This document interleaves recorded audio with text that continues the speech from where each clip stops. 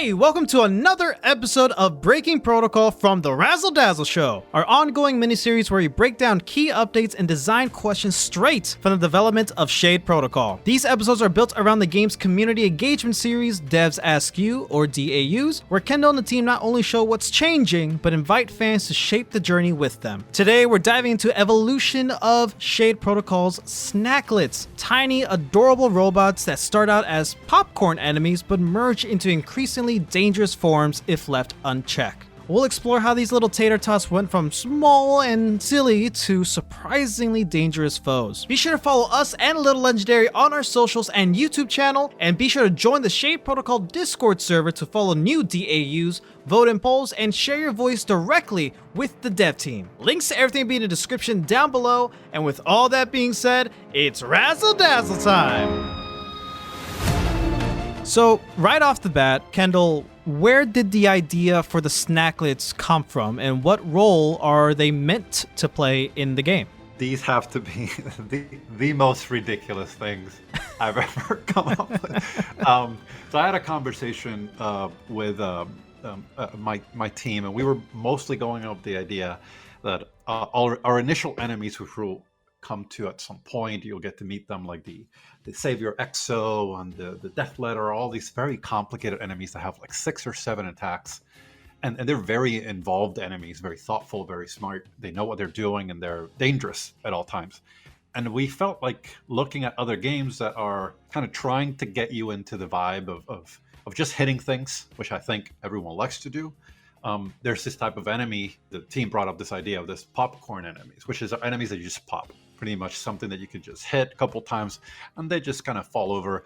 But it gives you the sense of, you know, the game's alive, and there's this full of places and full of people in those places and danger in those places, even though it could be kind of AC. So the idea was to create something that is representative of the world, which we'll talk about hopefully in a little bit here, of why they are the way they are. That's something that's sentient, something that's, I guess we could use the word cute, but they're meant to be like this thing that you don't really want to pop because they're so cute and tiny, and they're overall a good set of characters. But then the real idea came from, if you've seen those shows where I think for me it was like BoJack Horseman, but there's all these shows where you have always like these kids that get on a turncoat and they just get on this, one on top of each other. The original idea of the Snacklets was to make an enemy that was like that. So make this enemy that's like 2 robots, one on top of each other, with maybe like a code or some sort of like holographic code or something like that make them, and when they move all wobbly, and you could tell like there's multiple of them. They're just trying to be big, right? But they're just small. So that was the concept of the enemy. So you would hit them and then they will break in half and kind of start running around aimlessly, like scared. They thought they were big, but they're kind of small. That was the concept. Adorable, and it works in our minds. But then we said, well, I mean, isn't that a cool concept to start from the very small version? And you have, like, we call them tiers. So you have like Snacklets tier 1, tier 2, tier 3, tier 4, and we'll see what more we come up with. But right now we've released, we've revealed 4 versions of them. So they're tiny little dudes, ranged, melee, a tank, and a flying one. So those 4 exist as individual tiny little things. And if you leave them alone for enough time, they kind of look for each other and then they will merge. So, a ranged one would merge with a tank one and they'll make something, a tier 2. And that tier 2 would be something different based on the idea of the ones that merged. But then those tier 2s can also merge between each other and then become tier 3s. And those tier 3s are very dangerous. And then those tier 3s can merge into a tier 4, which is pretty much the equivalent of a mini boss. By that time, you're dealing with something very, very dangerous. They look adorable, and I would say tier 1 and tier 2, they remain kind of cute and adorable, plushy-like. I think like tier 3 and tier 4, they get kind of scary. They're big enough where even though they have interesting shapes and they're still cool to look at, they're definitely more weaponized and dangerous. So that's kind of where that came from. Yeah, and they're kind of like the Goombas of this world, right?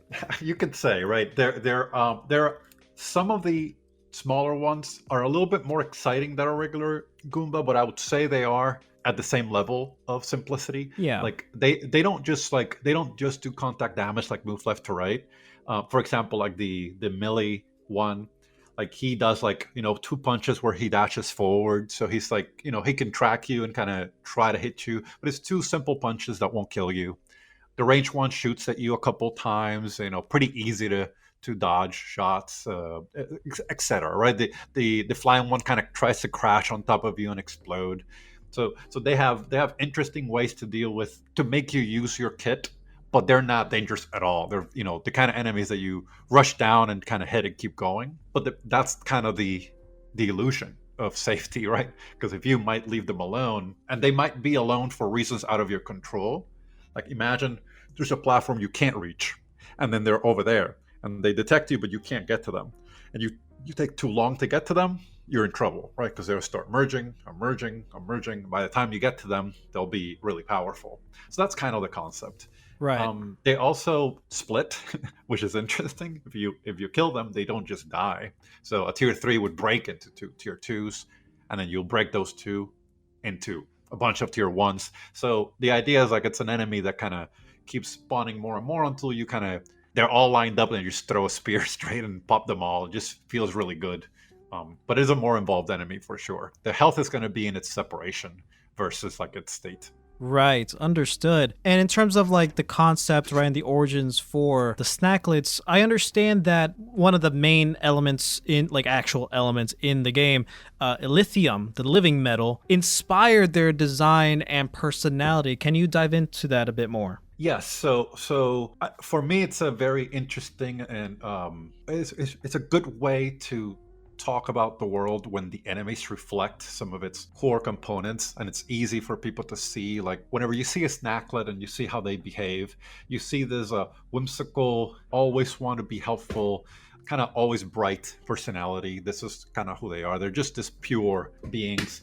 And they're just very loyal. So if you're in a place that they're trying to protect, they're just going to do everything they can. Like they're going to, try to stop you. And, even though all they could do is kind of like, throw a little hissy fit and hit you with their little fists, it's still what they would do because this is kind of how they are. But that comes from lithium, the material that we're talking about, this living metal that is all over this world, being this incredibly it's a sentient metal that is incredibly aware of its desire to help. So all it wants to do is help anything that's around it.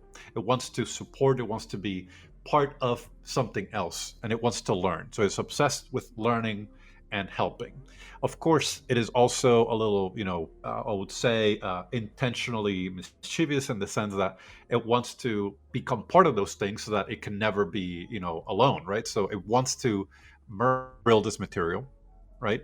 So you're using some sort of drill to get it out of the core of the earth, for example. As you're doing that, it's going to, of course, touch this material, this drill, and what it's going to do is instead of breaking it, it's going to enhance the drill in such a way that it could pull more of it out. And by the time you pull the drill out, the drill would be like, made out of completely different components. It'll look bigger and better. It's like a Transformers kind of vibe. And it's daunting for humanity to understand why this material is so obsessed with improving everything around it. And then, of course, when it gets to meet humanity, it becomes obsessed with it. It wants to be alongside humanity and learn and grow with them, which is a boon and also slightly a curse, right? We will see how that bleeds into the world. But lithium is a pure, loving thing. It doesn't want to hurt anybody. It doesn't have any evil intentions.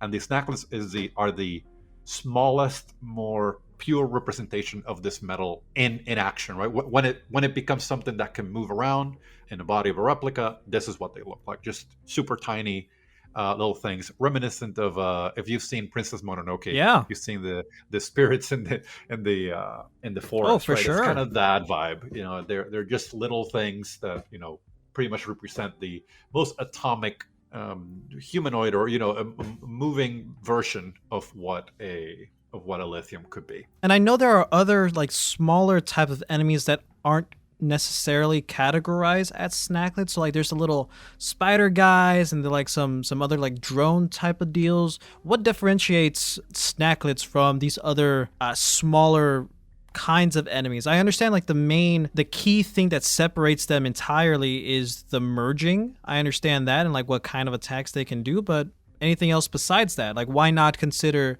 like those spider drones snacklets as well? Definitely. So that's where we get a little bit more into what's happening in the world. And it's Okay, really okay. very interesting. So the short version is there's certain. So this metal, lithium, is once again sentient. It's aware. It just doesn't think the way we think, right? It's much more simple in its mind, but it's much more capable than us. So imagine that you meet this person that all they think about is chocolate, right? You cannot have a conversation that is not about chocolate. But the moment that you say, okay, well, tell me how to make, a dark chocolate affogato, they know every recipe ever made, and they will be able to make the perfect version just for you. So that's kind of what we're talking about. It's not like it's not smart. It's incredibly capable, but as a material, it is incredibly simple. So when we go into what's happening in the world, the Shade Protocol, the main problem of the game, this we'll call it a virus, but I think it wouldn't really work to call it that. But this stream of code that is affecting the entire world and the universe around you, it's pretty much messing with lithium in a very convoluted way that we won't go into today for spoiler reasons, but it's definitely affecting it, and it's corrupting it, and it's making it not be the normal loving thing that it is, the pure thing that it is. So it's affecting it in such a way that it's making it merge with things that it's not supposed to. So that's where you have, if you've seen our trailer, you see this wolf boss that is gigantic. That's like a real thing that Elysium kind of took over, Okay. right? And it made it into this like horrific, ginormous. Well, I wouldn't say horrific, but it's a gigantic wolf. So when you see like this, we have a little spider mine that drills itself into the floor, and whenever you come near it, it pops out. It kind of gives you a little bit of a scare, and it jumps on you, try to explode. There's other things in the world, maybe gears, for example, that whenever lithium kind of takes them over, they kind of become alive and they're moving around. We have like a snake that we're working on that it's like a cable, like this huge, huge cable that's in the walls, Sure. right? That is just coming out. It looks like a snake. So you'll notice that some of these fauna that we're talking about, these quote unquote animals, are really like all these. There's this intersection between life and metal, and how this material's kind of taken them over in order to submit to the protocol. So you'll see a little bit of that. So there's a big difference between those.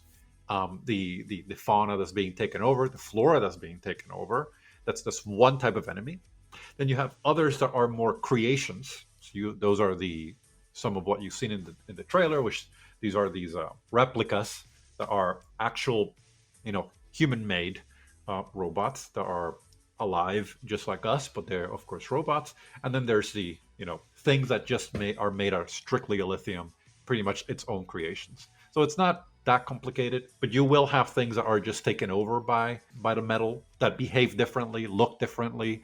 Of course, they're at that point they're not good, right? There are things that are a little bit more twisted, and you'll get to see all those factions in the game and see how they're materially different. I want to talk about the merging mechanic just a little bit before we end this episode.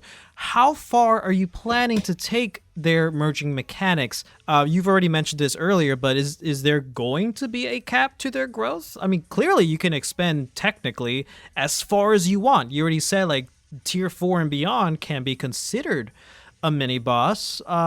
Do you think we'll actually get bosses, maybe plural, parentheses S plural, that are snacklet based? That's definitely to be seen. Okay. We have some we have some ideas of making the snacklets important. They're not just there as an enemy that is just there to be destroyed and to just give a little bit of kind of like flavor to the world. Yeah. They're important in some ways. They're definitely not the kind of enemy that you will face in absolutely every region of the game. There's a lot of areas of the game where you might not see them, but when you do see them, they're there for a reason and they feel right. Do I think there will be a boss related to them? Related to them, yes. I think they have their own story arc. They're a faction of the game. Right. I don't quite think that we will go as deep into befriending all these factions individually. I'm not really sure actually. That's something I would love to ask the community more about. But in the short version, they are an important component of the world, and we will see important enemies and important cast members that are related to their world and their story. A boss is definitely something that I think the community really wants, and it's something that we're excited to think about. The How crazy that boss could be, I think it's easy to imagine, right? And a boss that it's made out of all these components, and as you hit them, they break into more and more, and they're just an army of tiny little adorable things fighting you. Kind of hitting you in the knees. Is a cute concept, and we think it's completely possible. Tier 4 is our current, in terms of the design of enemies that you would find anywhere else that are not a boss. I think at this point, Tier 4 is our highest level. Tier 4 is gigantic. Yeah, it's very like Voltron, like almost, man. yeah. Very Voltron Megazord. Yes. I love it. Yeah, it's like more than double the size of Zura. It's a pretty big, Yeah. pretty big enemy, a pretty chunky enemy. But there are more things we're going to do with them in the very near future. So yeah, come check that out in our Discord. And I can't help myself but to reveal stuff about them because I just love them so much. They're one of my favorite enemies in the game. Of course. The way I'm seeing Snacklets in this world with the added context of the areas you're exploring are also living beings, like living robots, right? The Bastions, you don't have to say anything to what I'm about to say. You don't have to confirm nor deny, but the way I see Snacklets playing a major role into this game, into this story, I see them as like white blood cells within the Bastions. So that's just a fan theory for now. That's really interesting. I think like it's not far from the feeling that I want the players to get. There's a little bit more nuance. Of course, which makes them. I think it's similar. It's conceptually similar, but definitely there will be Snacklets that are just caretakers of a bastion, for example. That's a completely realistic thing to expect. I think there are places where people don't expect them to be and things they don't expect them to do that will show a little bit more of the. I really think it's important to me for people to not to fall in love with them, because I think that's always bad design when you want to force people to fall in love with a character or a cast. But I do think there is a place for people to feel that they come from this pure, great place that is what the metal always wanted to be. So they should be the pure representation of that. I'll give you one example. I don't think this happens. This is not something that we can do in the game right now. But literally, if there's 3 Snacklets and they see you and they see like a broken, pipe and they think you did it, they're gonna come to smack you, right? But if you somehow were able to point at an enemy and tell them no, they did it, they'll turn around and go smack them. They're just not that. They're just pure and simple. And then maybe the enemy points at you, no, it was them, and then they'll run back and hit you. And they're so simple. They're meant to be super simple. Very B1 battle droids from Star Wars type of vibe. They're not, exactly. Yeah. They're not dumb, but they're incredibly simple. And I think there will be some exceptions to them. Maybe some cast of them that will be maybe a little bit more evolved and interesting. But they would be the most gullible, adorable thing that we can make, staying true to the idea that this metal is so in love with the idea of being helpful and being part of something greater than themselves. So it's always going to bias itself to loyalty and to trying to keep the things that it makes in a good state and improve them. So they're going to reflect that behavior. Gotcha. For sure, in many places. Gotcha. Real quick before we end it, do you have a favorite? The tank tier 2 is the most. I mean, I love that guy. He's like a little chunky, kind of like a big boy kind of type, and he just comes across as a more resilient version, but he still looks like overly adorable. So you have this thing that is trying to be all strong and powerful, but he's just small. So you just get this sense of a character that just feels right because he's designed really well. But at the same time, when he's frontlining, you're like, what are you doing? What's going on? You're just gonna get a spear in the face. But it's okay. It's he's doing what he loves. So I'm happy for him. Well, that wraps up our spotlight on the Snacklets, the deceptively adorable robots that grow deadlier the longer you ignore them. In Shade Protocol, they'll challenge players to balance quick reactions with strategic combat while also adding a touch of humor and charm to every encounter. Shade Protocol continues to be shaped not just by its creators, but by its community. Whether it's refining how story is told or rethinking player immersion, every DAU opens the door to deeper collaboration. This has been another episode of Breaking Protocol from the Razzle Dazzle Show. Want to help shape what Shade Protocol becomes? Join the Shade Protocol Discord server to follow new DAUs, vote in polls, and share your voice with the dev team directly. And if you like this breakdown, then stay tuned for more spotlights and interviews with Kendall right here on the Razzle Dazzle Show. Remember, the future of Amiria is still being written. We'll catch you on the next one.